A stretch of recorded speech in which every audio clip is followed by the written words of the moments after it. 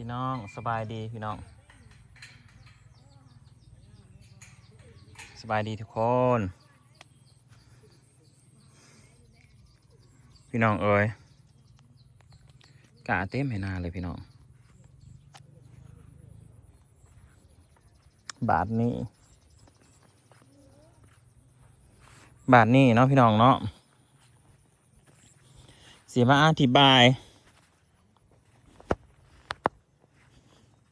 บ่ได้สิมาบ่ได้อยากมาตอบโต้บ่ได้อยากมาเถียงบ่ได้อยากมาตีกันกับไผดอก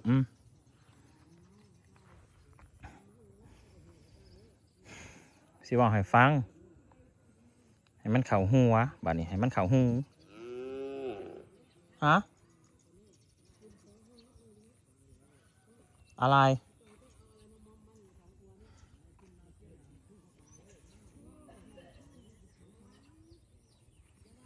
จะได้จูบหน้ามาใส่แล้วนี่มะเขือแก่นั่นเหรอพี่น้องป้องป้ายมาต่อพี่น้อง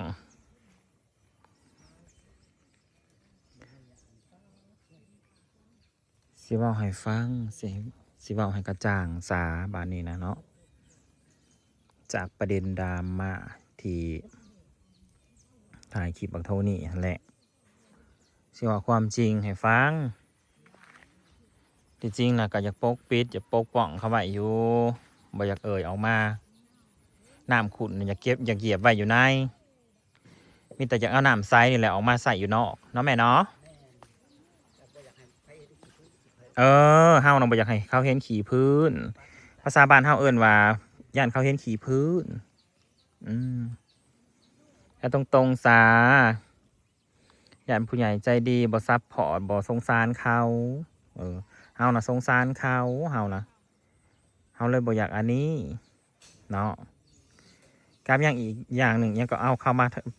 เครื่องมือทำมาหากินนะเป็นเครื่องมือพี่น้องบ่มีครอบครัวลูกแปดเท่ากับถ่ายคลิปปกติ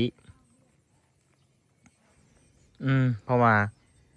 งานของเฮาก็คือการถ่ายคลิปเฮาก็ถ่ายคลิปปกติพี่น้องเฮาถ่ายคลิปปกติมันตัดไปเมื่อกี้นี่งานของเฮานะและบักโทนี้นะมันเป็นฟรีใส่ค่าเฮาแล้วมาเบิ้งเมื่อวานเฮาอยากมาเบิ้งเอาสายน้ำมันนี้ไปแล้วสายน้ำเปล่งสะก่อน มันฟรีใส่ค่าเขาคิดว่ามันเจ็บแห้งมันก็บ่ได้เจ็บแห้งดอกผุนมันกระย่างเขาถามว่าเขาหนีไปไซว่าเจ็บขาก็เลยห่วยมันเอาขาบโลกะนะก็เลยว่าคือบ่มาเห็นน้ำมูโลกะบอกลุงเทนมากินข้าวหน่อยนั่นจะน้อยผัดสีหาเรื่องว่าเขาเนี่ยขี่ค้านสั่นอย่างซี่กันบ่เห็นเขาเห็นเรียกนะมันหักยังมีกลุ่มหนึ่งว่าเขามาแล้วนะเขานำบ่อยากให้มีไผว่าให้เขาน่ะสงสารเขาแล้วเขาก็บ่อยากเว้าแล้วบักโทนี่ก็บียูกินะมันบ่ฮู้ว่ามันเมื่อยหรือมันขี้คร้านหรือมันยังเฮาบ่จักสรุปให้เลยว่ามันขี้คร้านสิสรุปให้ซะว่ามันขี้คร้านมันบ่อยากเฮ็ดมันอยากเมื่อมันขีดหอดบ้านตั้งแต่มันดำมา2-3 มื้อขุนมันอยากเมื่อก่อนพอมันสิมาเอาเขานะมันอยากเมื่อแล้วเนาะแม่มันอยากเมื่อเขาบอกว่าดำหน้าเขานะดำหน้า3 มื้อเขาก็แล้วหน้าเขานะบัดนี้หันหน้าเขานะมันหลายมื้อนี่2 อาทิตย์แล้วยังบ่แล้วอยู่สิวันได้ซะเขาก็เมื่อยเขาก็ขี้ข้านบ่หรือจังได้กำโมโหคือกันอันนี้นะแล้วมันอยากเมื่อแล้วเขาน่ะเห็นอาการของมันแล้วเขาน่ะบ่อยากให้ยุดเขาอยากให้สูเขาอยากให้เฮ็ดเวียกเฮ็ดงานนะสิเว้าให้ฟังแล้วมื้อนั้นพอลูก8มันมาเขาเลยเว้าใส่บ่ว่าเขาถ่ายคลิปออกไปหรือว่าบ่ได้ถ่ายก็จำบ่ได้สิถ่ายนั่นแหละถ่ายบ่ได้ถ่ายก็เว้ากันหลังไมค์นี่แหละพอลูก8สุบอกสุซอนเอาเด้อลูกสุนะให้มันอดมันทนเมื่อยปานใดก็ต้องอดต้องทนต้องฮู้จักอดตกฮู้จักทนเพราะว่าเฮานะมันทุกข์เฮาบ่มีคือคนอื่นเฮาทุกข์เฮายากเฮาบ่มีคือคนอื่นเฮาต้องดิ้นรนกว่าคนอื่นหลายเท่า ว่านี่ไงพอมันก็บอกกระซ้อนแบบนี้ว่าให้อดให้ทนให้อยู่บ่อยากให้เมื่อให้อยู่นี่แล้วเมื่อสิมากินหยังพอวะพอลูกแปดว่าเมื่อสิมากินอีสังเมื่อก็หิวคือเก่าสิอยากเมื่อเห็นหยังดำหน้าน้ำพอลุ่งแล้วสกอนจังเมื่อวาสนามันก็เลยตัดสินใจอยู่นี่ตอนแรกบักโทนี่กับยูกินี่บ่มักได้กับอีหนึ่งสิได้กลับนะเพราะว่าเขาบ่อยากอยู่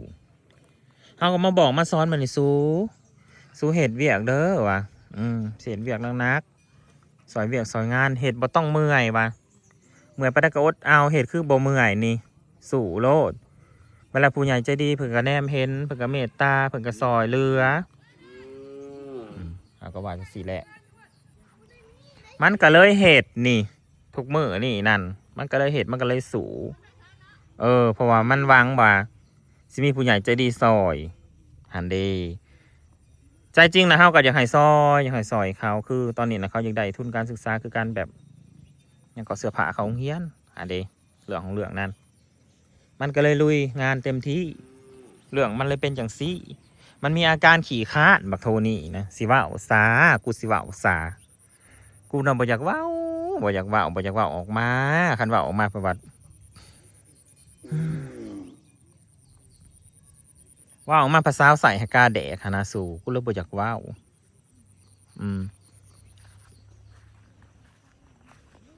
นั่นแหละเฮาผู้เห็นเฮาผู้เลี้ยงเฮาผู้ดูแลเขานะเฮาหูเฮาเห็นเบิดว่าไฟเป็นอย่างใดเขาคิดหยังอยู่เฮาหูเบิดฉันรู้หมดอันซาดบางคนมาตาสินแนวนั่นนี่นั่นนู่นนี่นั่นโอ้ยมึงบ่ได้หูอีหยังพอแต่ซ้ำนั่นมึงมาวิจารณ์มาวิพากษ์วิจารณ์มาหาเรื่องว่ากูบ่ดีเลยกูบ่ดีหม่องใดกูถามแน่กูเอาเขามานี่ก็ย้อนกูสงสารเขาหันแล้วให้เขามาอยู่มากินถ้ากูบ่สงสารนะกูสั่งเมื่อแล้วอีจินจูมือนั่นนะอาร์ตหานะเมื่อแล้วก็พอมันนะอีจินจูอีนิดหน่อยนี่กูให้อาร์ตหาเมื่อแล้วอาร์ตมอไซค์นี่ก็ย้อนว่ากูสงสารกูบอกว่า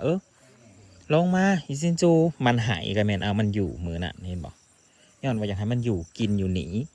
ให้มันมีเนื้อมีหนังให้มันมีเหือมีแห้งขึ้นมาเนี่ยบทดีนะกูมีลาย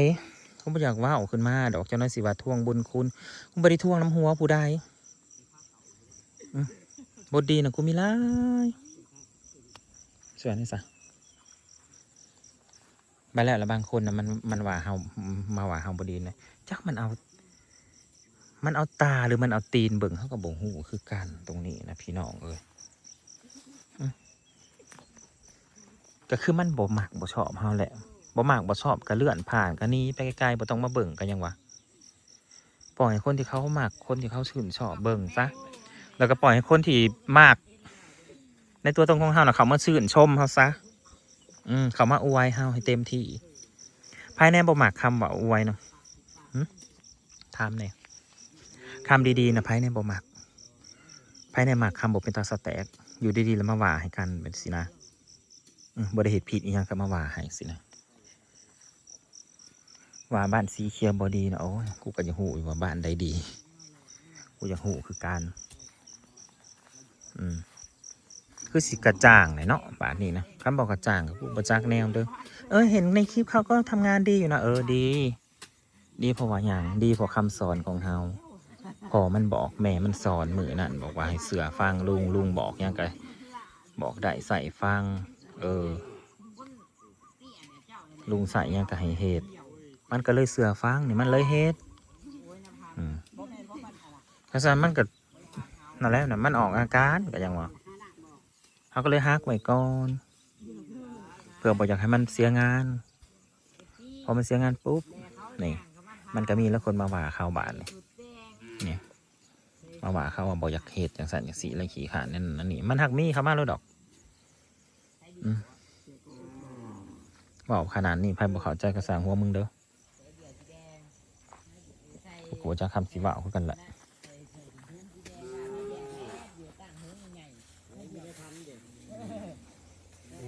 นี่นะอันนี้กล้าเด้อนี่กล้า สู้เด้อสู้ลูกแปดจะน้อยไปเปิดหน้าไม่เด้อฮะโน่ขั้นนั้นถ้ามันแดดมันนะตัวนั้นนะอย่ามันเบิดใกล้จะเสร็จแล้วสู้เผื่อกูกำมาแต่ปากสองให้สู้แล้วได้สู้หายแล้วนะลูกแปด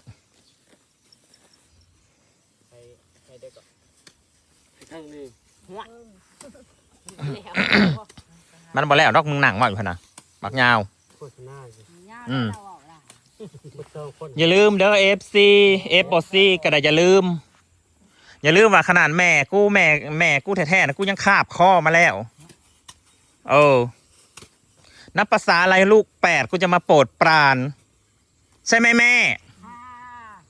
ขนาดแม่กูยังคาบคอมาแล้วสีขาวในเมืองก่อนสิไปหาซื้อของอยู่ของกิน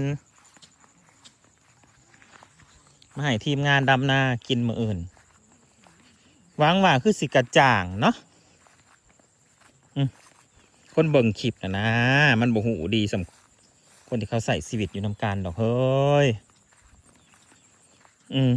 ก็คืออันผัวเมียครับอันพิษกันนี่แล้วคนเบิ่งคลิปก็เลิกเลยเสียสุดใจเชื่อขาดใจค่ะ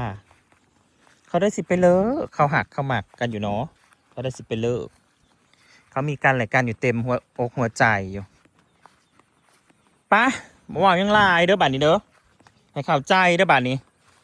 ก็ฝากเป็นกำลังใจเนาะ FC ของเฮาผู้ใหญ่ใจดีทุกท่านคุณพ่อคุณแม่คุณลุงคุณป้าคุณน้าคุณอาทุกคนฝากเป็นกำลังใจให้พวกเราด้วย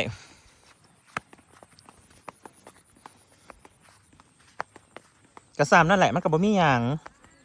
อันคำว่าไล่นะโอ้ยเฮาสิเว้าคู่มือก็ได้กูสิไล่สู่มือกูสิไล่สู่กลับนะเฮาเว้าทุกมือก็ได้พี่น้องเอ้ยว่ามือละหลายรอบก็ได้บ่แม่นแค่คำก็ไล่กลับ2คำก็ไล่กลับบ่มันมากกว่า2คำอีกกูสิเว้าเบิดมือก็ได้ไล่กลับนะว่าแต่ปากแต่ใจกูน่ะเป็นห่วงเขาสิตายกูอยากเขาบ่มีสกินนะกูอยากเขาบ่มีแดกนะกูดีกว่าพวกสูหันอีกตั้งเยอะพวกที่เป็นห่วงลูกแปดนะกูดีกว่าสู้อีกกูสิว่าอุตสาสู้ว่าเป็นห่วงขนาดโอ้ยอย่าเลยเก็บเอาความห่วงใยปลอมๆของพวกมึงน่ะไปใช้ที่อื่นค่ะ